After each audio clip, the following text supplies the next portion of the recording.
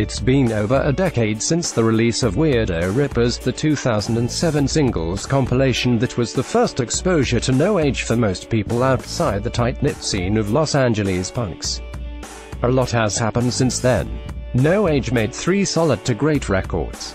They got signed to the Titan label Sub Pop, and then their contract expired and was not renewed after 2013's An Object, the most recent album. In the mid to late 2000s, In Rock approached what in retrospect looks like a pop cultural zenith, only to retreat in recent years to the basement venues and hard fans that raised it, for better or worse. It was a moment, drummer-vocalist Dean Spun told Spin recently.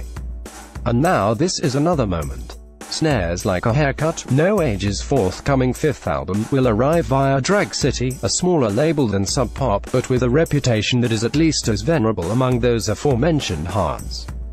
After An Object, an intensely conceptual effort whose atmospheric songs were mostly written in the studio, Snares is filled with intense rhythms and blazing power chords, a live rock and roll record, as Spunt calls it.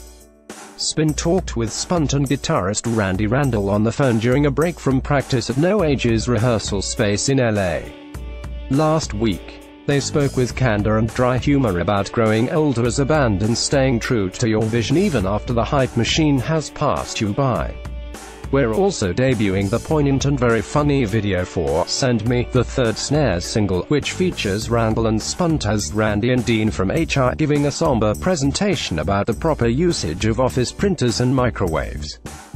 The video is a collaboration between the band and filmmaker John Hershand, and also features the actress Beth Lissick as an office worker who decides to liberate herself from daily drudgery. Watch the video below and read Spin's cue. Spin: I was just going through some old interviews, and I noticed a quote from Dean from 2013 about growing up and getting more professional as a band. It can start to feel like The Office. Every day, when you know what you're doing, but I like experimenting and feeling vulnerable. The new video is literally about being in the office every day, and how to free yourself from that. Was that a parallel that crossed your mind when you were making it?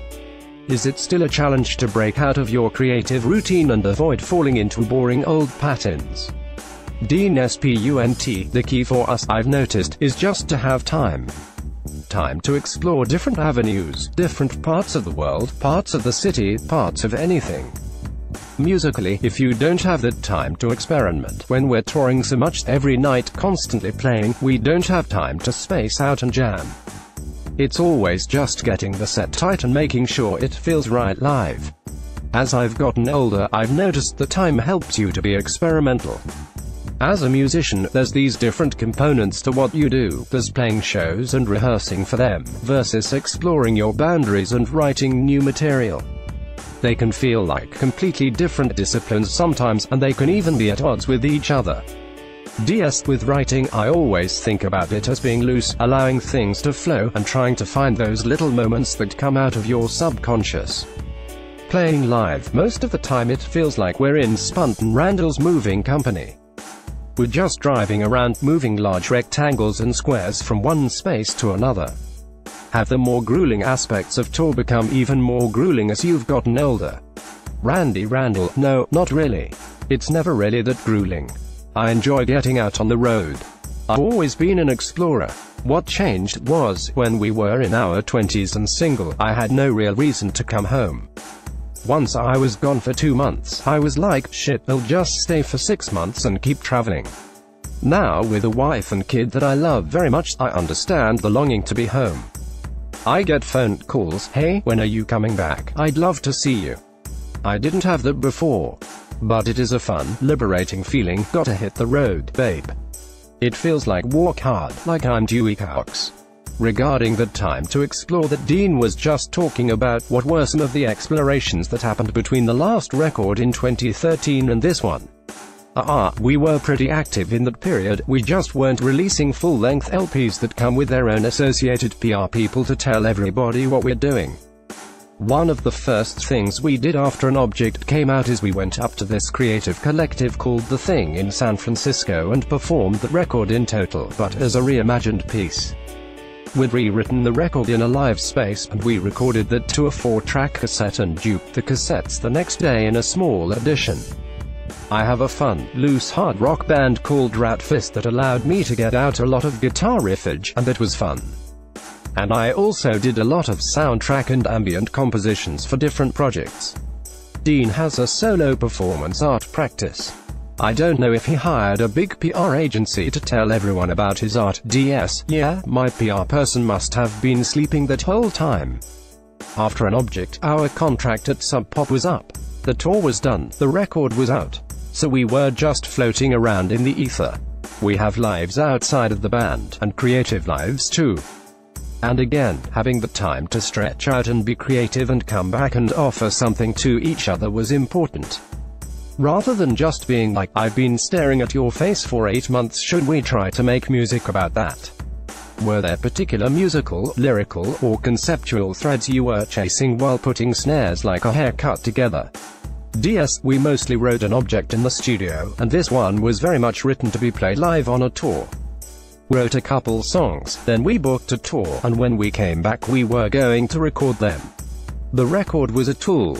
It became a way to carve out these songs, a way to start. To me, that was it, to make rock music, which I feel like I've avoided for a long time. Rock music is servile and depressing.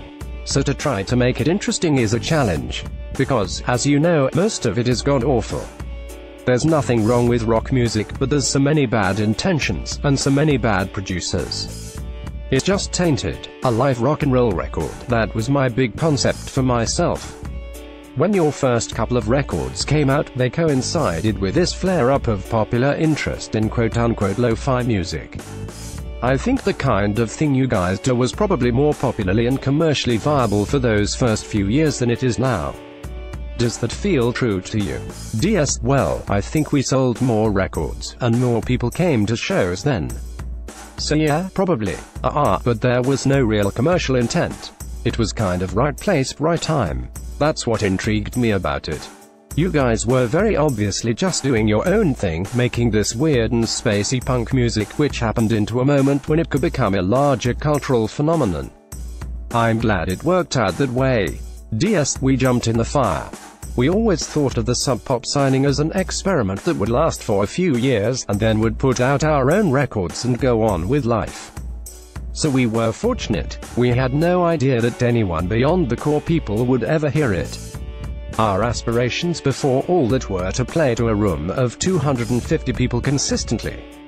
Just to make art and music and challenge ourselves and our friends. That's the dream. DS, that's basically it, and that's still it really. But then people start telling you, well, you could play bigger places, and maybe there's more waiting for you on the other side. I was shocked.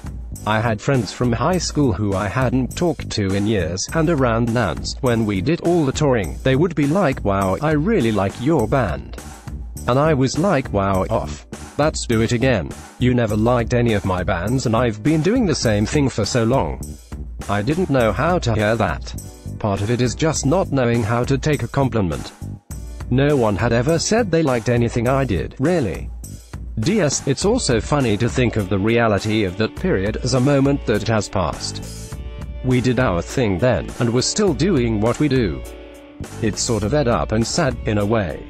Hey, remember when we were culturally relevant? That was really wild, right?